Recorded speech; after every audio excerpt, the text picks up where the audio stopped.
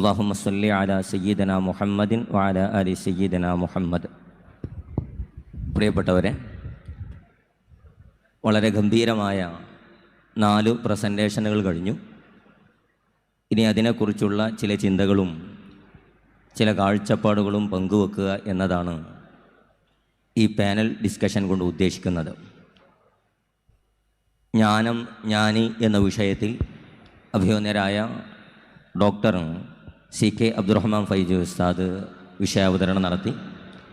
അതുപോലെ ഇസ്ലാം വിശുദ്ധിയുടെ സ്വത്വം എന്ന വിഷയത്തിൽ മുസ്തഫ ഹുദവി ആക്കോട് ഉസ്താദും വിഷയാവതരണം നടത്തി. ഓണംപള്ളി മുഹമ്മദ് ഉസ്താദ് വേദാന്ത ഇസ്ലാം നിരാകരണ ന്യായം എന്ന വിഷയത്തിലും പ്രസൻറ്റേഷൻ നടത്തി. അബ്ദുള്ള മുജ്തബ ഫൈസി ഉസ്താദ് സ്ത്രീത്വം നിർവചനം നിർവഹണം എന്ന വിഷയത്തിലും പ്രസൻറ്റേഷനുകൾ നടത്തി കഴിഞ്ഞു.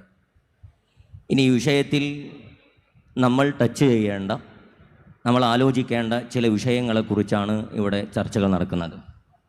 ഒന്നാമതായി, ജ്ഞാനം, ജ്ഞാനി എന്ന വിഷയത്തെ നമ്മൾ ചർച്ചക്കെടുക്കുമ്പോൾ പുതിയ കാലത്ത് നോളജ് റവല്യൂഷൻ, വൈജ്ഞാനിക വിപ്ലവം നടന്നുകൊണ്ടിരിക്കുകയാണ്. ആർട്ടിഫിഷ്യൽ ഇൻ്റലിജൻസ് അത് ഡെവലപ്പായിക്കൊണ്ടിരിക്കുന്നു. ഈ ഒരു പരിതസ്ഥിതിയിൽ നോളജ് ഫോർ നോളജ് സേക്ക്, വിജ്ഞാനത്തിന് വേണ്ടി വിജ്ഞാനം എന്നൊരു ട്രെൻഡ് വളർന്നുകൊണ്ടിരിക്കുന്നു. ഇത് അപകടകരമാകുന്നുണ്ടോ? ഇത് അപകടകരമാകുന്ന തലം എവിടെയാണ്? എന്തുകൊണ്ടാണ്?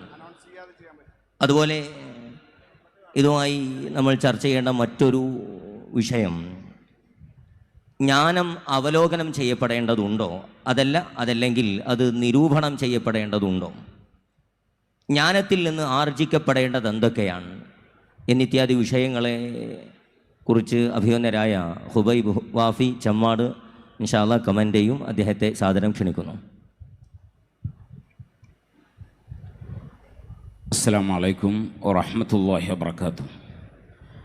ബിസ്മില്ലാഹിർ റഹ്മാനിർ റഹീം. അൽഹംദുലില്ലാഹി റബ്ബിൽ ആലമീൻ വസ്സലാത്തു വസ്സലാമു അലാ അഷ്റഫിൽ മുർസലീൻ വഅലാ ആലിഹി വഅസ്ഹാബിഹിൽ ഫായിസീന ബിറിദല്ലാഹി അമ്മാ ബഅദ്.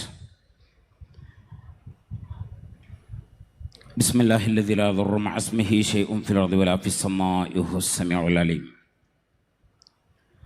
ബഹുമാനമുള്ള ഉസ്താദുമാർ, പണ്ഡിതന്മാർ, ബഹുമാനപ്പെട്ട സമസ്തയെ സ്നേഹിച്ച് ആദരിച്ച് ഇവിടെ എത്തിച്ചേർന്നിട്ടുള്ള സ്നേഹസമ്പന്നരായ സഹോദരങ്ങളെ, അള്ളാഹു നമ്മെ രക്ഷപ്പെടുത്തി തരട്ടെ, ആമീൻ. കുറഞ്ഞ സമയത്തിനുള്ളിൽ വളരെ ഷോർട്ടാക്കി ചില കാര്യങ്ങൾ പറയാൻ ആഗ്രഹിക്കുകയാണ്. ഒരു മസ്അല പറഞ്ഞുകൊണ്ട് തുടങ്ങാം. മഹാനായ ഇബ്നു ഹജർ അൽ ഹൈതമി റളിയല്ലാഹു അൻഹു അവരുടെ വളരെ ശ്രദ്ധേയ മുബാറക്കായ ഗ്രന്ഥം തുഹ്ഫ,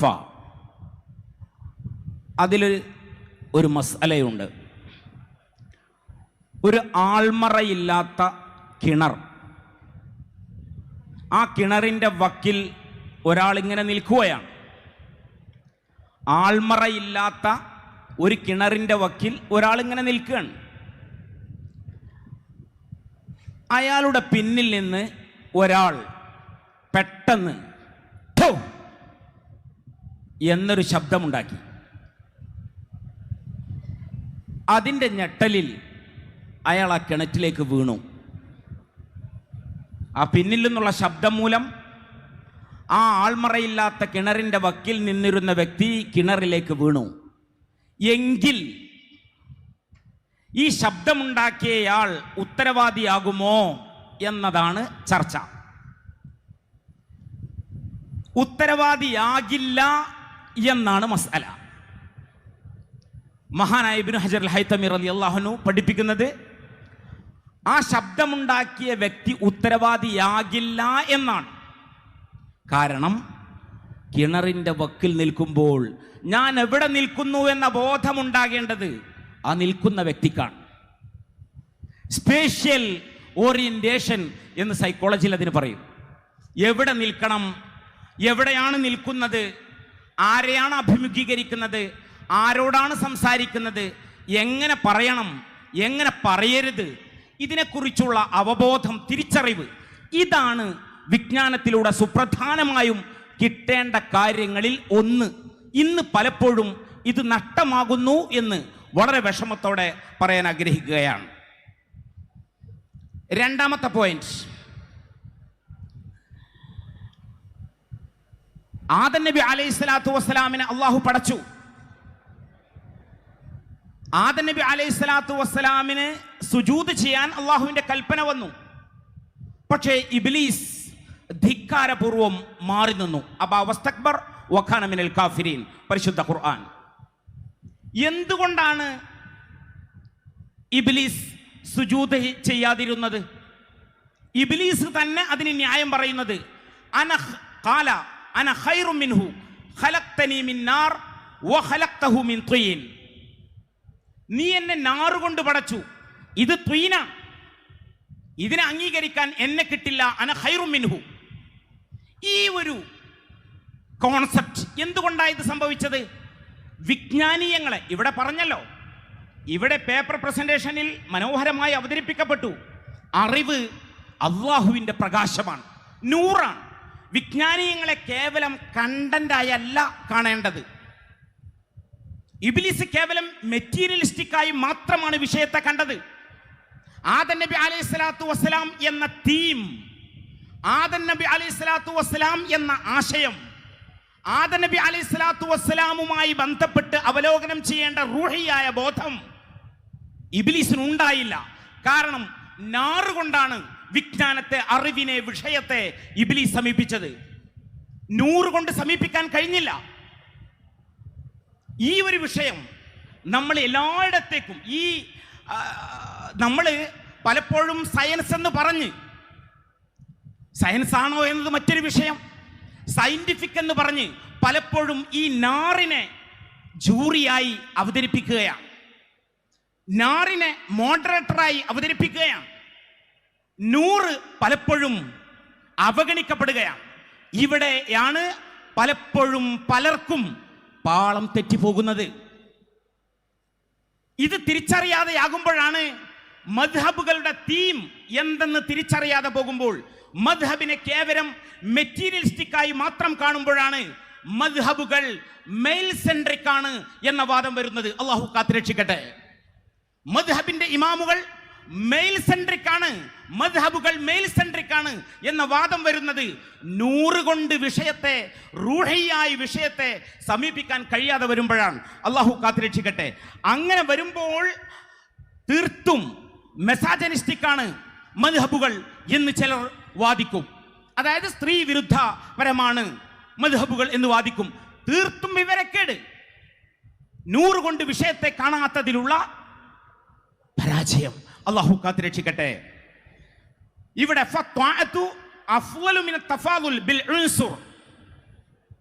വെച്ചുകൊണ്ട് തീർത്തും കണ്ടന്റ്, മെറ്റീരിയലിസ്റ്റിക്കായി മാത്രം ആദം നബി അലൈഹി സ്വലാത്തു വസ്സലാമിനെ സമീപിച്ചു ഇബ്ലീസ്. അതുകൊണ്ട് പാളിപ്പോയി എന്ന് ഇമാമിങ്ങൾ വിവരിക്കുകയാണ്. മൂന്നാമത്തെ പോയിന്റ്, മഹാന ഇബ്രാഹിം നബി അലൈഹി സ്വലാത്തു വസ്സലാമിനെ തീക്കുണ്ടാരത്തിലേക്ക് ശത്രുക്കൾ വലിച്ചെറിഞ്ഞു. അവിടെ ഇബ്രാഹിം നബി അലൈഹി സ്വലാത്തു വസ്സലാമിന് അല്ലാഹു ഏറ്റവും വലിയ സുരക്ഷിതത്വം നൽകുകയാണ്. ഖുൽനാ യാ നാറു കുനി ബർദൻ വസലാമൻ അലാ ഇബ്രാഹിം. ഏറ്റവും ലക്ഷറി ലൈഫ്, തീക്കകത്ത്, തീയിനുള്ളിൽ ഇബ്രാഹിം നബി അലൈഹി സ്വലാത്തു വസ്സലാമിന് അല്ലാഹു സംവിധാനിച്ചുവെന്ന് പരിശുദ്ധ ഖുർആൻ.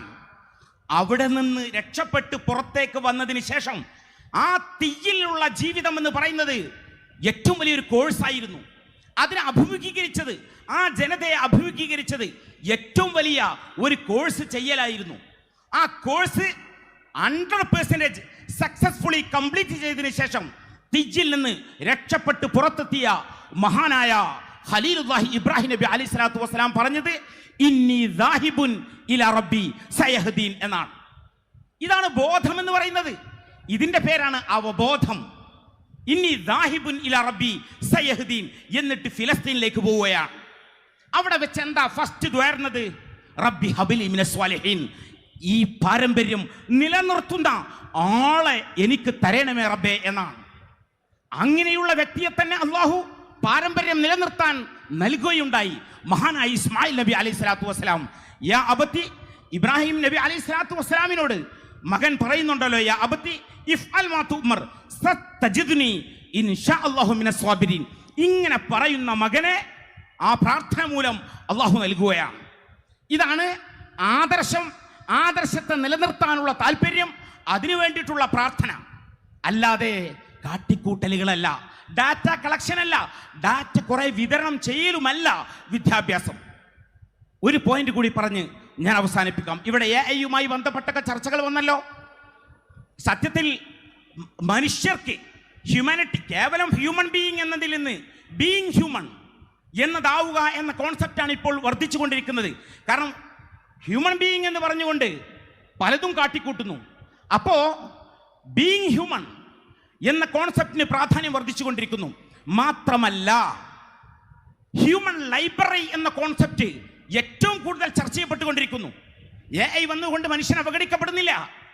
ഏറ്റവും കൂടുതൽ ഹ്യൂമൻ ലൈബ്രറി. കാരണം ഓരോ മനുഷ്യനും ഓരോ ലൈബ്രറിയാണ് എന്ന കോൺസെപ്റ്റിൽ നിന്നാണ് ഹ്യൂമൻ ലൈബ്രറി വരുന്നത്. അപ്പോ ഇർഷാദ് ഉസ്താദിൻ വതൂലു സമാനി, ഈ കോൺസെപ്റ്റിലേക്കാണ് മനുഷ്യൻ മടങ്ങിപ്പോകുന്നത്. മനുഷ്യൻ അതേക്കാണ് ചിന്തിക്കുന്നത്. ജിബ്രീൽ അലൈഹിസ്സലാത്തു വസ്സലാമും നബി സല്ലല്ലാഹു അലൈഹി വസല്ലമ തങ്ങളും കൂടി ഹിറാ ഗുഹയിൽ ഉള്ള സമയം, ആ സമയത്ത് മഹദി ഖദീജ ബീവി റളിയല്ലാഹു അൻഹാ നബി സല്ലല്ലാഹു അലൈഹി വസല്ലമ തങ്ങൾക്കുള്ള ഭക്ഷണവുമായി കയറി വരികയാണ്. ആ കയറി വരുന്നത് കണ്ടപ്പോ ജിബ്രീൽ അലൈഹിസ്സലാത്തു വസ്സലാം നബി സല്ലല്ലാഹു അലൈഹി വസല്ലമ തങ്ങളോട് പറഞ്ഞു, പ്രവാചകരെ, നിങ്ങളുടെ പത്നിയാണ് കടന്നു വരുന്നത്, അള്ളാഹു അവർക്ക് സലാം പറഞ്ഞിട്ടുണ്ടെന്ന് പറഞ്ഞു കൊടുക്കുക. അള്ളാഹു അവർക്ക് സലാം പറഞ്ഞിട്ടുണ്ടെന്ന് നിങ്ങൾ പറഞ്ഞു കൊടുക്കുക. ഖദീജ ബീവി റളിയല്ലാഹു അൻഹ അവിടെ എത്തി. നബി സല്ലല്ലാഹു അലൈഹി വസല്ലമ തങ്ങളോട് തന്നെ പറഞ്ഞു, ഖദീജ, അള്ളാഹുവിന്റെ സലാം നിങ്ങൾക്കുണ്ട്. അപ്പോ ഇത്തരമൊരു പശ്ചാത്തലത്തിൽ അള്ളാഹുവിന്റെ സലാം കിട്ടിയാൽ എങ്ങനെയാണ് മടക്കേണ്ടത് എന്ന് പഠിപ്പിക്കപ്പെട്ടിട്ടില്ല. അള്ളാഹ് സലാം പറഞ്ഞാൽ വാലൈക്കും സലാം എന്ന് പറയാൻ പറ്റുമോ? അള്ളാഹ് സലാം പറഞ്ഞാൽ പിന്നെ വാലൈക്കും സലാം എന്ന് പറയാൻ പറ്റില്ലല്ലോ.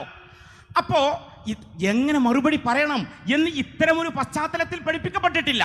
എന്നിട്ടും മനോഹരമായി ഖദീജ ബീവി റളിയല്ലാഹു അൻഹ മറുപടി പറഞ്ഞു ഓൺ ദി സ്പോട്ടിൽ, ഇന്നല്ലാഹു വസ്സലാം വഅലാ ജിബ്രീൽ അസ്സലാം വഅലൈക യാ റസൂലല്ലാഹ് അസ്സലാമു വറഹ്മത്തുള്ളാഹി വബറകാതുഹു. ഇതിനെ വിവരിച്ചുകൊണ്ട് ഫതുഹുൽ ബാരി, ശറഹ് മുസ്ലിം, ധാരാളം ശുറാഹിങ്ങൾ വിവരിച്ചുകൊണ്ട് പറയുന്നു, ഇതാണ് വിവരത്തിന്റെ ഖനിഷത എന്ന് പറയുന്നത്, കൃത്യത എന്ന് പറയുന്നത്. ഇതിന്റെ പേരാണ് അന്തം, ബോധം. അള്ളാഹു നമുക്ക് ഹിദായത്ത് പ്രദാനം ചെയ്യട്ടെ. ഹിദായത്തില്ലാത്ത വിജ്ഞാനത്തിന്, സർട്ടിഫിക്കറ്റിന്, ബിരുദങ്ങൾക്ക്, PhDകൾക്ക് യാതൊരു പ്രസക്തിയുമില്ല എന്ന് തിരിച്ചറിയുക. അള്ളാഹു കാത്തുരക്ഷിക്കട്ടെ. ഞാൻ അവസാനിപ്പിക്കുന്നു. ഇനി മറ്റുള്ളവർക്ക് മൈക്ക് കൈമാറുകയാണ്. എൻ്റെ വന്യരായ മാതാപിതാക്കൾക്ക് വേണ്ടി നിങ്ങളുടെ ദുആകളിൽ ഉൾക്കൊള്ളിച്ച് അവർക്ക് വേണ്ടി നിങ്ങൾ പ്രാർത്ഥിക്കണമെന്ന് അപേക്ഷിച്ച് ഞാൻ അവസാനിപ്പിക്കുന്നു. വആഖിറു ദഅവാനാ അനിൽ ഹംദുലില്ലാഹി റബ്ബിൽ ആലമീൻ. വസ്സലാമു അലൈക്കും വറഹ്മത്തുള്ളാഹി വബറകാതുഹു. വല്ലാഹു യജ്സിക്കൽ ഖൈർ.